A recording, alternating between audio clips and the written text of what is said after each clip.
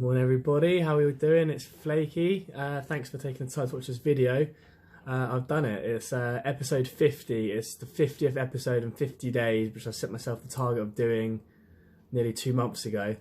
So I'm proud of myself for getting this far, and it shows I'm determined and committed to this. Obviously this is just a start. I want to set my business up in a few months' time. I've got a lot of stuff to do in the background. But yeah, this is just the start really. Getting confidence, talking about mental health, getting the word out there and helping you if possible. So that leads me on to this video, which is all on getting help if you need to. I can't stress that enough. If you are aware that your kind of mood is getting lower or you're not feeling yourself, and it's been that way for at least 2 weeks, there may be some underlying condition that you may need to get help with. Especially if you're a male or a bloke, typical bloke, don't think that you'll just get over it in time. It's not weakness to go get help. It could be the start of living a more healthy, better, more enjoyable life, rather than just living miserably all day, every day, which is what I was like for years. Get the help that you need and you can get better, basically. So yeah, throughout the series I chose a lot of topics relating to mental health, from technology to self-doubt to even chores, which all may seem trivial, but over time they're all things that can add up and have an effect on your mental health. So I do urge you to watch other videos if you do have the time. They're quite short videos. The longest one's only about, I don't know, 8 minutes, but the average length is about 4 or 5 minutes, I think. So it's worth taking the time out, I believe, to maybe get the help you need. Obviously, it's worth me noting I'm not a doctor, but I can talk from personal experience of over 12 years of suffering with mental health issues like bipolar disorder, depression, anxiety, OCD. I've completed diplomas in mental health awareness, life coaching and mindfulness, and I'm due to complete counselling skills over the next month. So I like to think I know what I'm talking about to an extent. Obviously suffering myself and having to go through the process myself, I know it's not a quick process to get fixed. It does take time, but you have to have the patience and understanding that it will take time, but it will lead to a brighter future for you. So yeah, the key takeaways I can give you for getting help. First of all, admitting you have a problem. So if once you admit you've got a problem, whether that is a mental health issue or, I don't know, like an addiction to alcohol or gambling or drugs or something like that, admitting you've got a problem is the first step. Secondly is going to seek the help.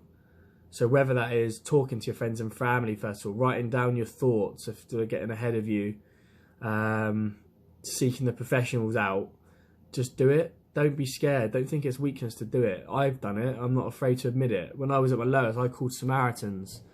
Roll on a few years later, I was volunteering for them for over a year. So it's mad how things can work out.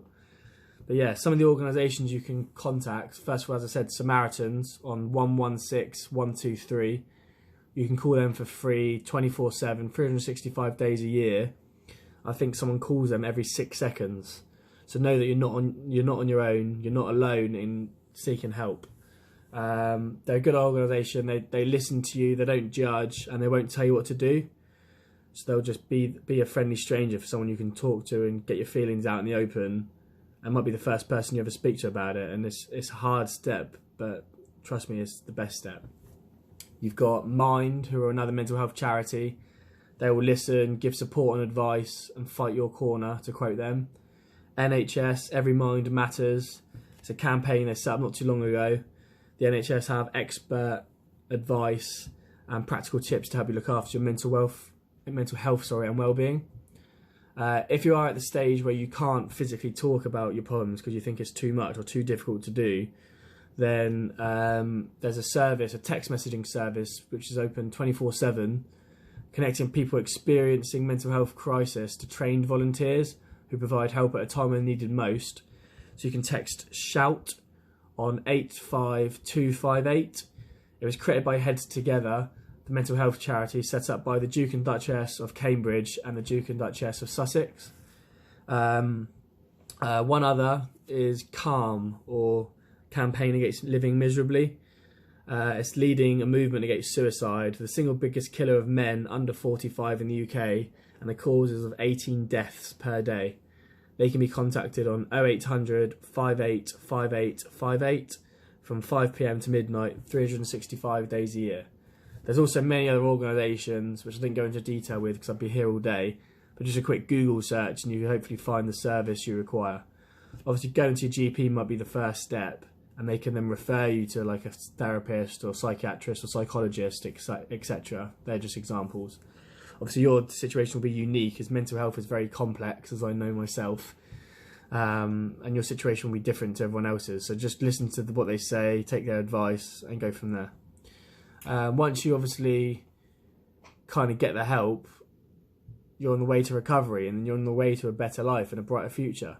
When you are happy within yourself, you feel good, you've got extra motivation, you want to work harder, you want to progress, you've got that determination back for life that you maybe have been thriving or wanting to seek for a long time.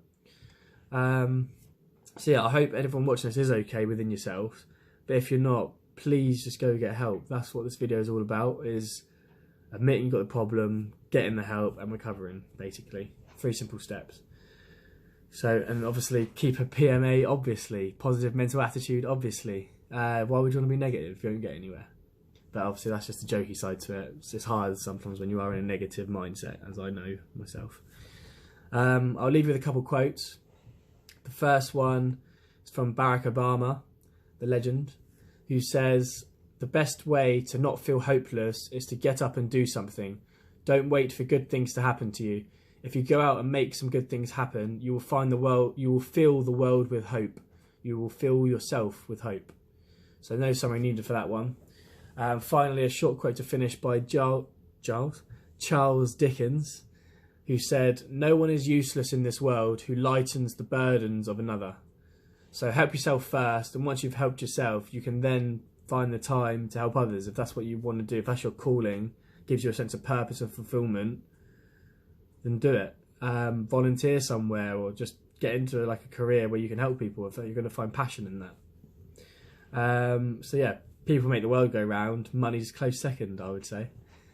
So yeah, thanks for watching, everyone. Please leave any comments below. I'll try and get back and reply to all of them when I can. Please subscribe to the YouTube videos below.